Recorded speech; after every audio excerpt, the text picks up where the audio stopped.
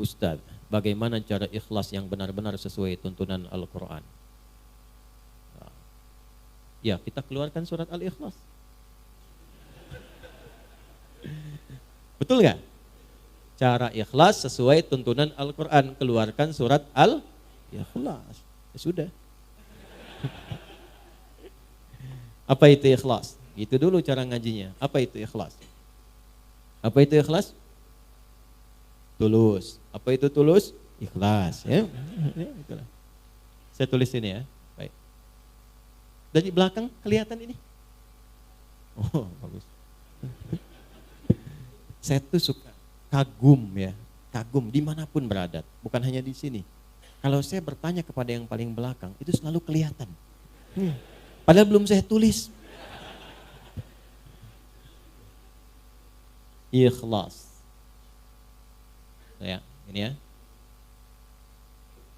Tuh, pelan-pelan. Ikhlas ini dari kata akhlasa asalnya. Akhlasa, yukhlisu ikhlasan. Akhlasa, gini. Akhlasa. Akhlasa itu asalnya dari kata khalasa tambah a. Itulah cepat membahasnya, singkat padat. A plus. Ya, ini kan awalan ini a nih, tambahannya. Plus khalasa. Simpan a-nya dulu. Kita ke khalasa dulu. Khalasa itu asalnya sesuatu yang bening, yang enggak bercampur dengan apapun, yang murni. Makanya ini nih dalam bahasa Arab disebut dengan al-ma'ul khalis. Air bening. Bukan air putih. Kalau air putih apa? Susu. Air putih apa? Ya. Kalau yang coklat apa? Teh. Yang hitam apa? Kopi. Yang putih apa? Kalau ini air apa? Bening. Nah, ini khalasa namanya. Khalasa. Kalau dibawa ke pemilik pelakunya disebut khalis. Ya, misalnya ada yang namanya khalis. Maksudnya apa? Orang itu seringkali menyaring segala yang keluar dari dirinya sehingga selalu bening, bersih. Makanya kalau ada orang namanya khalis, kata-katanya nggak boleh kotor. Karena itu bukan bagian dari cermin kebeningan hatinya. Catat itu ya. Termasuk pandangannya jangan memandang yang kotor. Karena itu bukan dari cerminan namanya. Itu khalasa namanya. Kalau kita ingin berusaha menyingkirkan yang kotor, menanggalkan, ditanggalkan, digelincirkan, izalah, tanggalkan supaya yang bersihnya saja yang muncul. Maka tambahkan hamzah di depan kata dasarnya. Dari khalasa tambah hamzah. Maka harakat ini huruf pertama kan kha fathah ya. Lihat ini fathah. Fathahnya pindahkan ke depan. Jadi a ini sini a. Karena ini dipindah maka ini mati hilang. Jadi akhlasa. Akhlasa itu usaha yang sungguh-sungguh untuk menghilangkan yang kotor-kotor yang mencampurinya. Sehingga nggak ada campuran lagi. Kalau ini air bening ada campurannya, saya bersihkan campurannya sehingga tersisa yang beningnya saja. Maka prosesnya disebut dengan akhlasa. Sudah? Sifatnya, karakternya, sifat yang membebaskan diri sudah hilang dari campuran sehingga bening saja, itu karakternya, sifatnya disebut dengan ikhlas. Di ikhlas itu asalnya keadaan yang murni, bening, yang tidak bercampur dengan motivasi atau keadaan apapun di luar dengan tujuan pokok yang ingin diraih. Misal, tujuan kita beribadah kan karena Allah kan? Nyembah siapa? Allah, ya. Wa ma khalaqtul jinna wal insa illa liya'budun. Kata Allah, aku enggak ciptakan jin dan manusia kecuali untuk menyembah aku. Maka kalau kita menyembah, nyembah siapa? Allah. Tujuan kita pada siapa? Allah. Maka jangan pernah nanti ada penyerta-penyerta, motif-motif lain yang menyertai ibadah kita sehingga keluar dari fokus. Keluar dari tujuan asal. Karena tidak sedikit nanti ada orang yang ingin ibadahnya seharusnya dilihat Allah karena Allah. Ibadah yang dikerjakan karena ingin diperhatikan Allah sifatnya disebut ihsan namanya. An ta'budallaha ka'annaka tarahu fa illam takun tarahu fa innahu yarak. Hadis Muslim, hadis yang ke-8. Engkau berusaha menyembah Allah dan merasa diawasi sekalipun engkau tak mampu melihatnya. Itu ihsan namanya. Nah, ibadah yang ingin dilihat oleh makhluk bukan khalik disebut riya namanya. Riya. Imam mimpin. Bismillahirrahmanirrahim. Alhamdulillahi rabbil alamin. Maghrib. Bagus. Bapak komen setelah sholat. Masya Allah Ustaz, tadi bagus sekali suaranya. Mudah-mudahan Ustaz dijaga. Isya ditambahin cengkoknya dikit. Karena pujian tadi. Alhamdulillahi rabbil alamin. Misalkan. Karena tujuan untuk didengar oleh orang yang tadi. Atau ingin kelihatan oleh yang lain, saya pun bisa sholat berjamaah. Maka ingin dilihat disebut dengan riya, ingin didengar disebut dengan sum'ah. Itu yang menggeser dari ihsan. Fawailul lil musallin alladzina hum an salatihim sahun alladzina hum yuraun. Riya itu pengen dilihat orang. Bahasa kekiniannya pencitraan. Paham? Sedekah karena pencitraan. Bapak, ada Masjid Miftahul Jannah di Gede Bage akan renovasi. Saya yang tanggung semuanya. Saya kasih 1 miliar. Tapi tolong pasang spanduk dari Sabang sampai Merauke. Ini Haji Fulan, misal. Nah, itu riya namanya. Itu mencampur sesuatu dari yang pokok. Kalau kita ingin tepikan berusaha lillah, sifatnya disebut dengan ikhlas.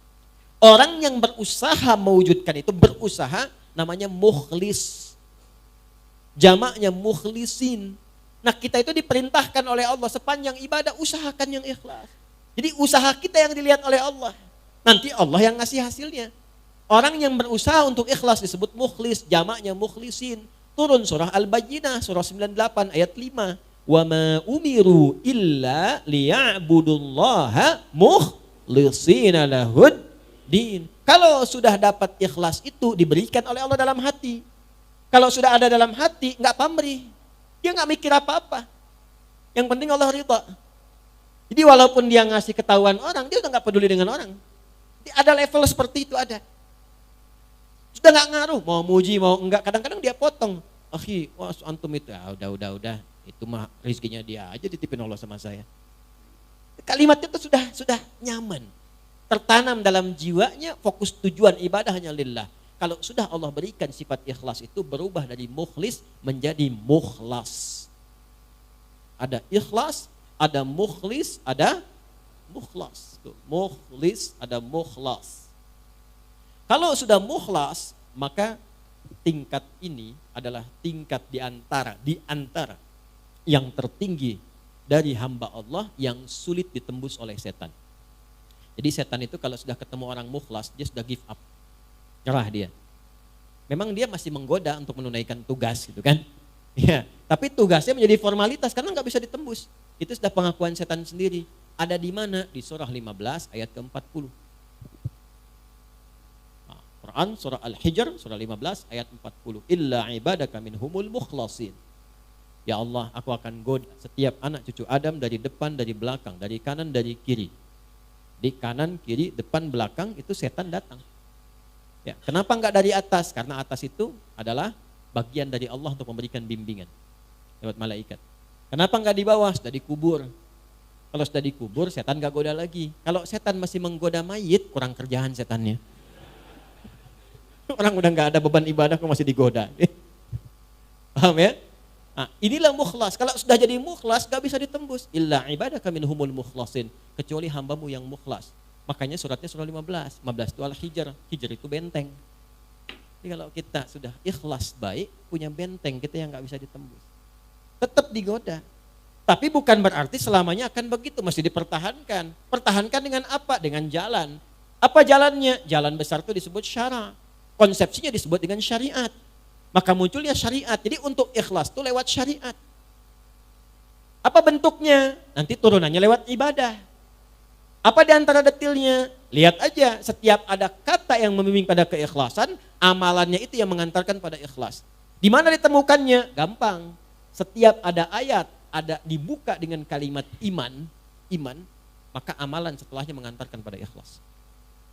Kalimat iman pertama Al-Baqarah ayat 3.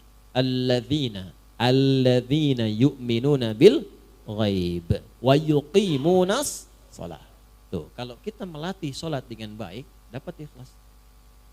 Jangan cukupkan pada yang fardu. Karena yang tidak pengen banyak ikhlas pun 5 waktu juga. Kalau pengen dapat itu menjadi mukhlas, maka latihan, tambah sunnahnya, tahajud bangun. Gak apa-apa, malam pertama itu gak apa-apa, 2 rakaat juga gak ada masalah. Nanti setelah menikmati itu akan tambah 4, witirnya baru 1, sampai nanti 10, witirnya 1, 11. Ada yang makin enak, makin nikmat jadi 2, 3, ada yang 39. Itu masing-masing mendapatkan kenyamanannya. Nanti setelah itu tiba-tiba paginya udah syuruk dia, dapat duha lagi pertengahan, duha akhir, rawatibnya. Kalau udah terbiasa dengan sholat sunnah, itu suasana hatinya akan beda. Makanya amalnya pun akan lain. Itu sholat tuh, itu baru sholat. Tuh, kaget kan? Dan kalau sudah sholatnya bagus itu nanti akan ada pancaran. Di antara pancarannya sudah bisa gemar berbagi tuh. Kalau sholatnya sudah bagus, nggak harus dengan harta, jangan selalu diartikan dengan harta. Berbagi perhatian, berbagi ilmu, berbagi petunjuk pada kebaikan. Makanya setelah sholat, lanjutannya infak. Wa mimma razaqnahum yunfiqun. Infak pun masih latihan juga. Jadi begitu Anda banyak memberi, berbagi, bukan memberi ya, berbagi. Maaf ya, dibagikan. Kenapa dibagikan? Karena Allah titipkan. Jadi yang dibagi itu titipan Allah, bukan punya Anda, bukan punya saya. Mumpung Anda yang dititipi, cepat ditunaikan. Sebelum itu dicabut, dititipkan pada yang lain. Itu cara bacanya. Dari mana taunya bahwa itu bagian orang lain bukan kita? Maka lihat kebutuhan kita itu seperti apa dalam sebulan. Ada anak, ada istri, kan? Atau sebaliknya istri, ada suami, ada anak. Ada siapa lagi? Bagaimana kebutuhan sebulannya? Berapa banyak yang dibutuhkan? Keluarkan dulu, simpan dulu. Lalu setelah itu, kalau kita sebut bagian dari kelebihan, apa rencana-rencana masa depan yang paling dekat? Atau yang jauh, itu yang kita sebut dengan tabungan. Kalau sudah terpenuhi itu, lebih dari itu hak orang lain yang Allah titipkan lewat kita. Nanti disebutnya infak. Infak itu banyak nanti. Kan infak pertama untuk keluarga. An-Nisa ayat 34. Infak kedua untuk kerabat terdekat nanti. Seperti orang tua. Orang tua itu bukan dizakati, tapi diinfaki. Dalilnya mana? Al-Baqarah ayat 215. Yas'alunaka madza yunfiqun. Mereka bertanya padamu Muhammad sallallahu alaihi wasallam, apa yang harus diinfakkan? Qul ma anfaqtum min khair. Kalau mau infak kata Allah yang terbaik. Jangan engkau enggak suka lihatnya saja dibagi orang. Itu ada di Al-Baqarah ayat 267 sampai 269. Wala tayammamul khabitha minhu tunfiquna walastum biakhidhihi illa an tughmidu fi. Jangan kasih orang benda yang kamu lihat saja sudah enggak suka. Ya. Jangan masukin kotak infak. Keadaan uang yang Anda lihat aja udah enggak suka. Ini lecek di bank aja enggak diterima, masukin aja kotak infak tuh. Misalnya. Nah, jangan seperti itu langsung dapat penolakan dari Allah. Kalau sudah ada yang terbaik, yang bagus, maka kepada siapa diberikan? Lil walidain, orang tua. Orang tua tuh memang enggak pernah minta di lisannya. Tipikalnya begitu. Tapi kadang-kadang kode kerasnya itu sering muncul lewat sikap. Itu harus pandai dibaca. Alhamdulillah. Nah, mama cekap teh jagong oge ya. Oh, berarti kemarin makan jagung. Segera kirimkan berasnya. Ya, oh pengen mangga. Tadi ngalangkung ke Kosambi. Nih rawas pisan ketinggalnya. Cepat ke Kosambi. Apa yang disebutkan cari. Kalau memang bisa didapatkan. Kalau ada kelebihan harta yang Allah titipkan, orang tua 9 bulan lebih 10 hari dikandung, dirawat-rawat, diberikan ASI. Kalaupun Anda sukses kata Allah, jangan bangga dulu, bukan karena kerja keras Anda. Mungkin itu tangisan ibu Anda yang sering berdoa kepada Allah. Minta anaknya jangan seperti saya ya Allah. Mungkin itu keluh keringat ayah Anda yang dulunya ke sawah, serabutan, minta sama Allah, ya Allah tinggikan derajat anak saya. Jadikan dia lebih nyaman. Gak apa-apa saya begini ya Allah, yang penting anak saya nyaman tidurnya. Kuliahnya tinggikan, sekolahnya tinggikan, berikan derajatnya. Makanya ketika Anda tumbuh dan sukses, bahkan sukses, itu yang pertama diminta oleh Allah dan diperintahkan berdoa mensyukuri itu dengan mengarahkan doa pada orang tua. Qala rabbi auzi'ni an ashkura ni'mataka allati an'amta wa ala walidayya. Itu ada di Quran surah 46 ayat ke-15. Kalau Anda merasa udah usia 40 tahun bahkan udah sukses, udah hebat, jangan membanggakan usaha Anda, kata Allah. Mungkin itu saham terbesarnya adalah amalan orang tua Anda. Maka dari itu, kalau belum mampu memberikan sesuatu yang, ya, kalau membalas itu nggak mungkin. Yang bisa dilakukan adalah memberikan kasih yang sekiranya mendekati apa yang bisa dilakukan. Ada seorang anak mengatakan pada orang tuanya, setelah dia memberikan bakti luar biasa. Ya, jadi ini kisah nyata. Saya tuh dulu waktu 90-an tuh masih banyak buku-buku bagus tuh. Sekarang tuh sudah nggak banyak maknanya gitu ya. Semua dicetak aja gitu. Ya, dulu tuh berkualitas buku-buku, banyak kisah-kisah orang soleh, 40 kisah orang-orang soleh, banyak sekali. Ada seorang ayah sakit, dirawat oleh anaknya, sampai luar biasa maksimal. Disuapin seperti diperlakukan ayahnya itu, seperti diperlakukan saat ia kecil. Ya, ke toilet, diantarkan, dibersihkan kotorannya, macam-macam lah. Sampai satu kali anaknya komen, "Alhamdulillah ayah, aku telah bisa membalas jasa-jasa ayah, perawatan seperti ayah telah merawat saya waktu kecil." Apa jawab ayahnya? Tidak, nak, belum sampai kamu kepada level itu. Kenapa ya? Karena aku merawat kamu dulu supaya kamu hidup. Sedangkan engkau merawat saya sekarang untuk mengantarkan pada kematianku. Ya. Makanya nggak akan bisa, balas orang tua tuh nggak akan bisa. Kalau nggak bisa balas, minimal bahagiakan, jangan sakiti lah. Kalau nggak bisa ngasih, minimal jangan sakiti. Wala taqul lahuma uffin. Kata aja udah nggak boleh, bentak nggak boleh. Udah dikandung merat, nggak pernah dilepas, dikasih ASI, dirawat-rawat, disayang-sayang, dicium, dipeluk, bangun malam, bangun, capek, lelah. Udah dewasa bentak-bentak, ente siapa? Gak malu Anda sama Allah tuh. Di belakang keluh kesah, ada yang tega menggibahkan ibu bapaknya. Ya, ada yang tega memaksa memberikan warisan, ada yang mempolisikan bapak ibunya.